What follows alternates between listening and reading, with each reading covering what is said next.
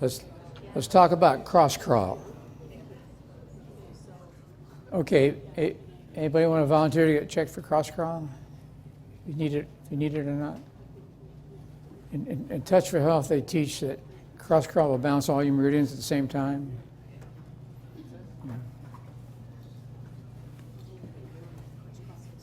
And you can do it to the side. You can do it to the back. It's so valuable.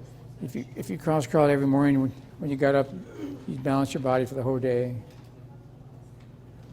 So I want to show you a shortcut that tells you if you need to cross crawl or not. Okay. If the patient touches SP21 on the left and on the right, it means blood chemistry. If the testor touches SP21 on the left, it means chakras. What we haven't told you is what does SP21 on the right mean if the testor touches it? And it means the need to cross crawl.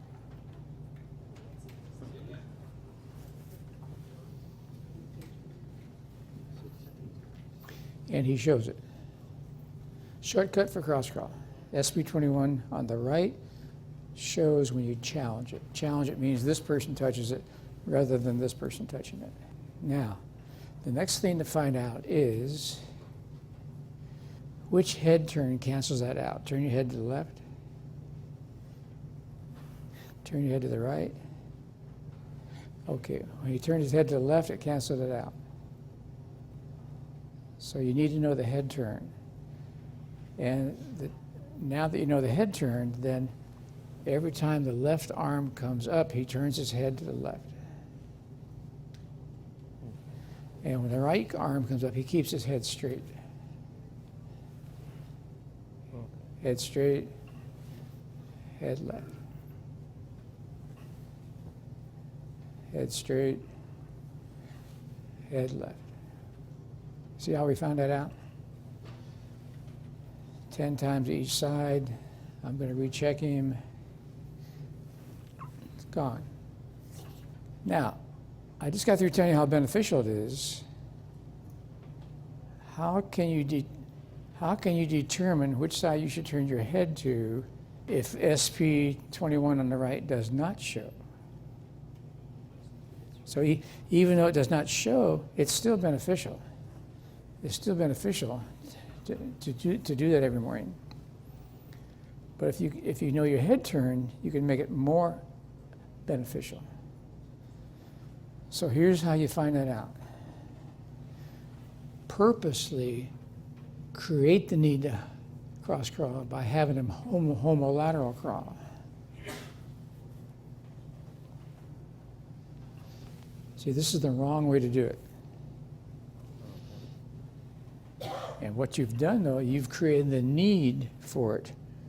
Now he shows the need for it, and then you can find out the head turn. And this side.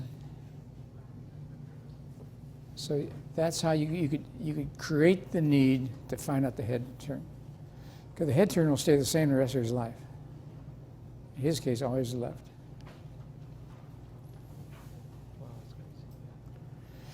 Now, here's a warning. If the patient is schizophrenic, you can make him worse.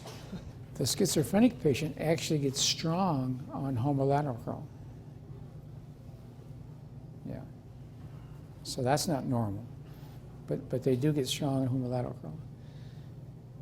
But if you balance them, if you get everything fixed, you'd have to go to the navel, you have to fix all the overs and unders. You could switch them from schizophrenic to non-schizophrenic. I think last year I told you a formula for doing that. 5,000 milligrams of vitamin C, 5,000 milligrams of niacin, and 150 milligrams of B6. Dr. Abram Hoffer, a psychiatrist in Canada, came up with that. And he was curing 75% of all the schizophrenics in his office by just giving him those three nutrients, 5,000 C, 5,000 niacin, 150 B6. Here's the question. How can you give somebody 5,000 niacin. Won't that blow their head off? The answer is schizophrenics will not flush on niacin. If you do flush on niacin, you know you're not crazy. Schizophrenics will not flush on niacin. But if you give them 5,000 every single day, they will eventually start to flush. Then you lower the niacin. And then and now they don't flush again. But say you went down to 4,500. You stay at 4,500 until they do flush. Then you go down to 4,000. If you work your way down gradually to the point where you get them that they will now flush on 100 milligrams, they are no longer schizophrenic.